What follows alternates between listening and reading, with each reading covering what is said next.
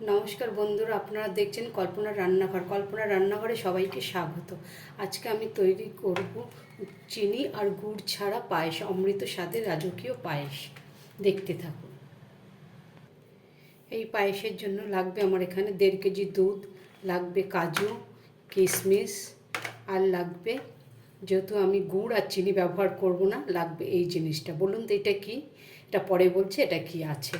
আর লাগবে এখানে আমি 100 গ্রাম চাল নিয়ে নিয়েছি, গোবিন্দভোগ চাল। চালটাকে আমি একটু ধুয়ে নিয়েছি। এই গোবিন্দভোগ চালের মধ্যে আমি একটু ঘি মাখিয়ে নেব, তাহলে গন্ধটাও ভালো হবে, চালটাও কারোর সঙ্গে কারোর লেগে যাবে না। এটা আমি একটু কিছুক্ষণ রেখে দেবো। চলুন এবার রান্নায় যাওয়া যাক।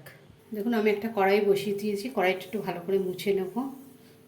কড়াই গরম হয়ে গেছে, কড়াইয়ের মধ্যে দিয়ে দেবো 1 চামচি ঘি।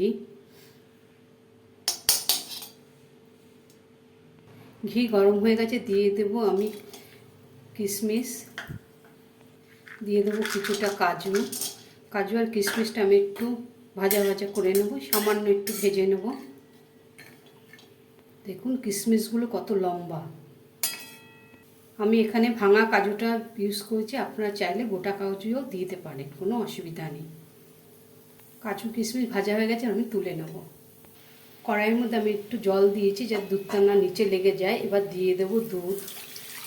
এখানে আমি 1.5 কেজি দুধ নিয়েছি, পুরো দুধটাই দিয়ে দেবো। এবার দুধটা আমি একটু জাল দিয়ে নেব।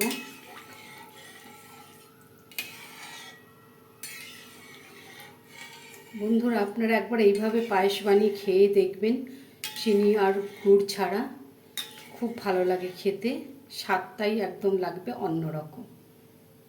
দুধের মধ্যে দিয়ে দেবো, ফাটিয়ে নিয়েছি 3টে এলাচ আর একটা তেজপাতা। এলাচ আর তেজপাতা দিলে পায়েসের গন্ধটা খুব সুন্দর হয়। এখন আমরা প্রতিটা মানুষই স্বাস্থ্যের প্রতি সচেতন হয়ে গেছি, তাই আমরা এখন চিনিটা সবসময় এড়িয়ে চলি। যতটা কম খাওয়া যায় ততই ভালো চিনিটা। গ্যাসের আঁচটাকে হাই করে প্রথমে আমি দুধটাকে একটু ভালো করে ফুটিয়ে নেব। দেখুন দুধটা ভালোভাবে ফুটে গেছে। এবার দিয়ে দেবো গোবিন্দভোগ চাল।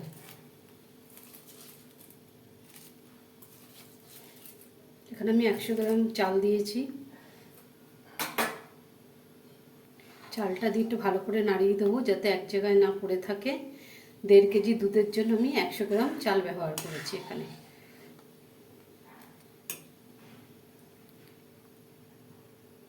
এবার আঁচটা আমি একটু মিডিয়াম করে দেবো।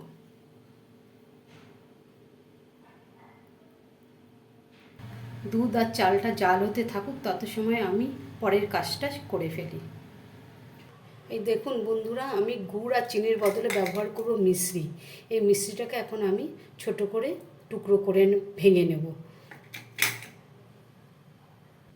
দেখুন আমি একটা কাপড়ের উপরে প্লাস্টিক দিয়ে তার উপরে মিশ্রিটা রাখবো, রেখে এই পেল দিয়ে ভেঙে নেব, ছোট করে টুকরো করে নেব।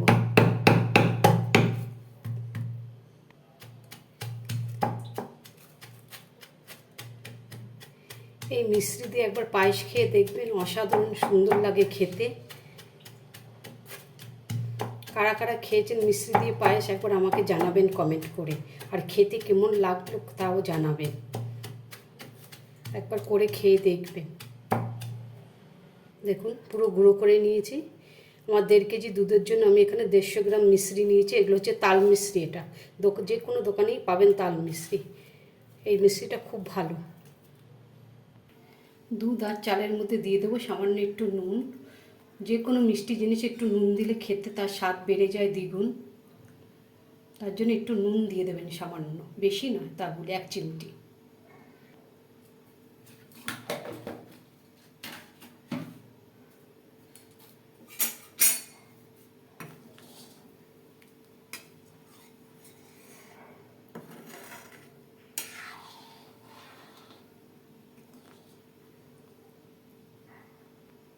আমার পরিবারের সকল বন্ধুদেরকে জানাচ্ছি আমার ভালোবাসা আন্তরিক। সবাইকে অনেক ধন্যবাদ আমার পাশে থাকার জন্য। যারা এখন আমার চ্যানেলটা সাবস্ক্রাইব করেননি তারা প্লিজ একটু আমার চ্যানেলটা একটু সাবস্ক্রাইব করে আমার পাশে থাকার অনুরোধ রইল।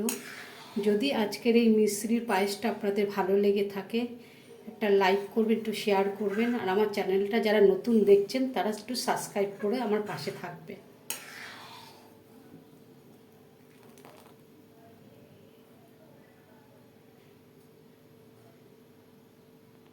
আমরা সবাই জানি তাল মিশ্রি আমাদের শরীরের পক্ষে কতটা ভালো।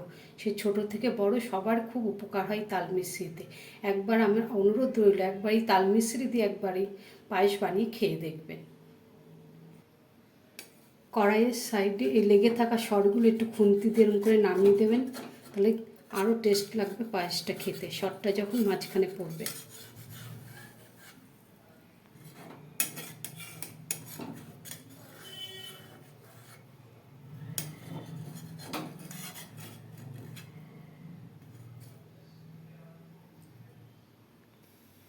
এবার এই তেজপাতাটা তুলে দেবো, যা গন্ধ হয়ে গেছে, এবার এটাকে ফেলে দেবো তুলে।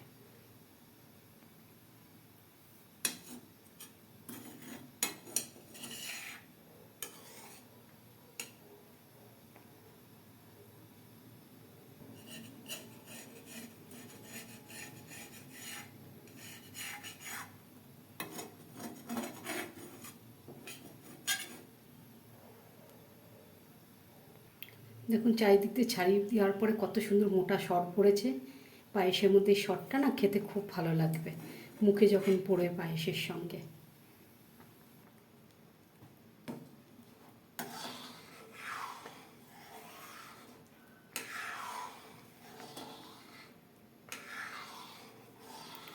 এখন একটু ঘন ঘন নাড়তে হবে, তা নাহলে তলা দিয়ে লেগে যেতে পারে।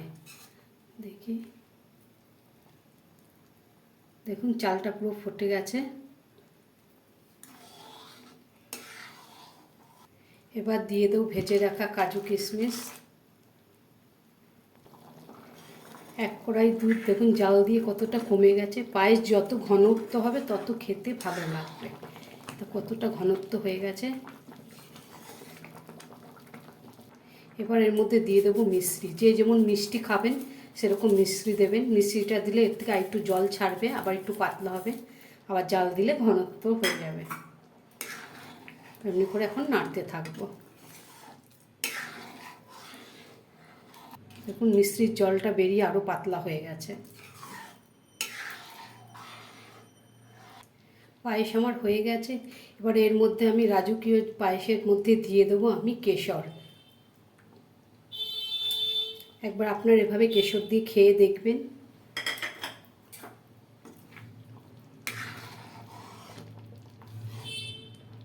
দেখো বন্ধুরা, কেশরটা দেওয়াতে পায়েসের কালারটাও চেঞ্জ হয়ে গেছে, কত সুন্দর হয়ে গেছে।